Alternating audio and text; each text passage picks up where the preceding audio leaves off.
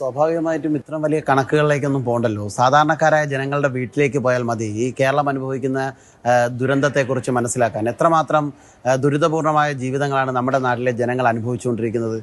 ഒന്നുകിൽ ഇവർ പറയുന്നത് ഇങ്ങനെയായിരിക്കാം, കേരളത്തിൻ്റെ കയ്യിൽ ആവശ്യത്തിലേറെ പണമുണ്ട്, എന്നാൽ ഞങ്ങൾ അത് കൃത്യമായി ജനങ്ങളുടെ കയ്യിൽ വിനിയോഗിക്കുന്നില്ല. പക്ഷേ ഓണത്തെക്കുറിച്ച് സുഭിക്ഷമായി ഓണം ആഘോഷിച്ചു എന്നാണ് പറഞ്ഞത്. നമ്മുടെ കണക്ക് പ്രകാരം ഓണത്തിന് വേണ്ടി മാത്രം 3000 കോടി രൂപയിലധികം കടമെടുത്തൊരു ഗവൺമെൻറ്റിൻ്റെ പ്രതിനിധിയാണ് പറയുന്നത് ഓണം സുഭിക്ഷമായി ആഘോഷിച്ചു എന്നുള്ളത്. ഞങ്ങൾ പറയുന്നത് കടമെടുത്ത് മാത്രം മുന്നോട്ട് പോകുന്ന ഒരു ഗവൺമെൻറ്റായി കേരളത്തിലെ ഗവൺമെൻറ് മാറി, നമ്മുടെ സർക്കാർ മാറി. നമ്മുടെ കേരളത്തിലെ ഓരോ ജനങ്ങളെയും കടത്തിൻ്റെ മേൽ പണയം വയ്ക്കുന്നൊരു സമീപനമാണ് ഗവൺമെൻറ് സ്വീകരിക്കുന്നത്. പ്രൊഡക്റ്റീവായിട്ടുള്ള ഗുണാത്മകമായിട്ടുള്ള ഒരു പ്രവർത്തനങ്ങൾക്ക് നേതൃത്വം കൊടുക്കുന്നില്ല. കടമെടുക്കുന്നത് കൊണ്ട് മാത്രമല്ല, ആ കടമെടുക്കുന്ന പണം എന്തിനു വേണ്ടിയാണ് വിനിയോഗിക്കുന്നത്? ദൈനംദിന ചെലവുകൾക്ക് വേണ്ടി കടമെടുക്കുന്ന ഒരു സംസ്ഥാനമാണ് നമ്മുടെ സംസ്ഥാനം.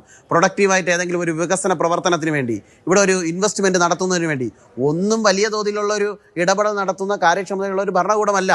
നമ്മൾ ഏത് മേഖല പരിശോധിച്ചോ, ഇവിടെ ദീർഘമായി രണ്ടുപേരും അങ്ങോട്ടും ഇങ്ങോട്ടും ചെളിവാരി എറിയുന്ന തരത്തിലുള്ള പ്രസ്താവനകൾ ഇറക്കിക്കൊണ്ടിരുന്നു. ഇവർക്ക് രണ്ടുപേർക്കും ഇതിൽ നിന്ന് മുഖം തിരിച്ചു നിൽക്കാൻ സാധ്യമല്ല.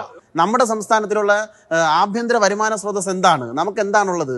മദ്യം, ലോട്ടറി തുടങ്ങിയത് വെച്ച് മാത്രം ഇത്തരം കടങ്ങളെയെല്ലാം അതിജീവിച്ച് നമുക്ക് മുന്നോട്ട് പോകാൻ സാധിക്കുമോ? നമ്മൾ ഈ പറയുന്ന ദൈനംദിനം കഴിക്കുന്ന പച്ചക്കറിക്ക് വേണ്ടി, അരിക്ക് വേണ്ടി ഇന്ന് നമ്മൾ മറ്റു സംസ്ഥാനങ്ങൾ ആശ്രയിക്കുകയാണ്. നമ്മുടെ പണം അങ്ങനെ വിനിയോഗിക്കുകയാണ്.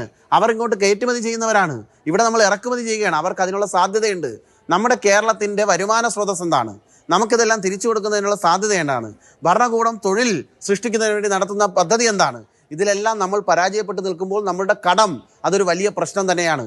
തമിഴ്നാടിൻ്റെ കടം പോലെയല്ല കേരളത്തിൻ്റെ കടത്തെ കാണേണ്ടത്. അവർക്കതിനുള്ള സംവിധാനങ്ങൾ ഉണ്ട്, നമ്മുടെ സംവിധാനം അത്ര ഇല്ല. അത് കൊണ്ടുവരാനുള്ള ഒരു ഭരണ നൈപുണ്യവും നാളിതുവരെ നമ്മുടെ കേരളത്തിൽ ആരും കാണിച്ചിട്ടുമില്ല. ഇത്തരം കാര്യങ്ങളാണ് ചർച്ച ചെയ്യേണ്ടത്. ഇതെല്ലാം വീടുകളിലേക്ക് പോകൂ, അവിടെ ദൃശ്യമാണ്.